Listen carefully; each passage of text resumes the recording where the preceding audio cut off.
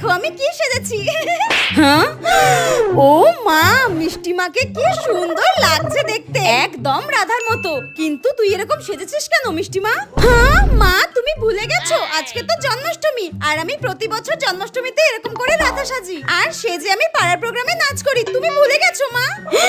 হে ভগবান, দেখেছিস আমি একদম ভুলে গেছি আজকে জন্মাষ্টমী। মা, তুমি এবছর জন্মাষ্টমী পুজো করবে না? তুমি তো প্রতি বছর জন্মাষ্টমী পুজো করো। তারপর কি সুন্দর তালের বড়া, তালের পিঠে, তালের পায়েস কত কিছু করো। না রে মিষ্টি মা, এবছর আর তালের বড়া, তালের পিঠে, তালের পায়েস করা হবে না। আমি তো একটা তালও পাইনি, কি করে করি বল এইসব তালের জিনিসপত্র? ও, তাল নেই বলে? ঠিক আছে ঠিক আছে, তুমি 1 মিনিট দাঁড়াও দাঁড়াও দাঁড়াও। এই দেখো মা, কত বড় তাল, ধরো ধরো ধরো।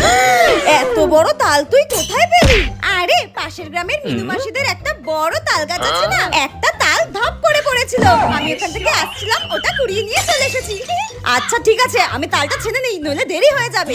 কি মজা কি মজা, জন্মাষ্টমী পুজো হবে, তালের বড়া হবে। চলো চলো মা, তাড়াতাড়ি